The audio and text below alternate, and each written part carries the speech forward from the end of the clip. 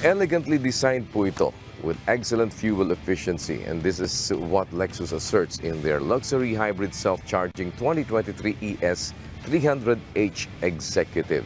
Papatunayan natin yan mga kamanibela at titignan natin sa ating test drive.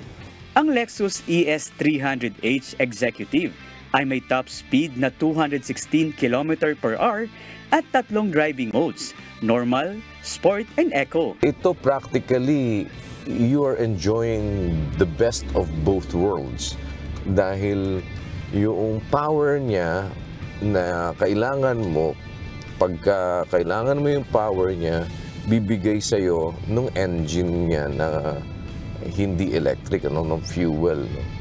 Tapos, pagka naman kailangan mo makatipid, ang gumagana lang yung kanyang electric.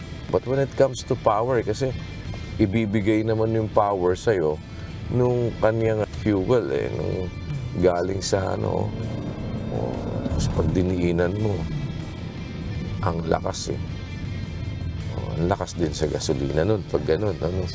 Sa halaga nitong 3.8 million pesos, kanino kaya mairekomenda ng ating guest owner ang full hybrid luxury sedan na ito? So pagka meron kang rirekomendahan ng ganitong sasakyan, kanino mo siya mas irerekomenda? I-recommend ko siya sa mga naghahanap po, especially sa business.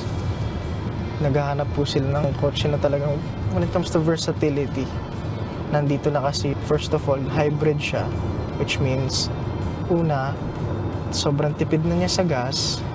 Pangalawa,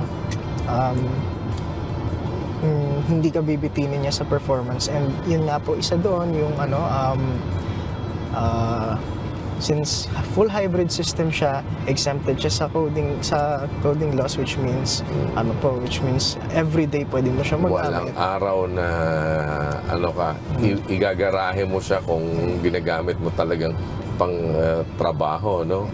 Abangan ang mga kahangahangang advanced safety features sa full review ni Kuya Daniel Razon ng Lexus ES 300h Executive.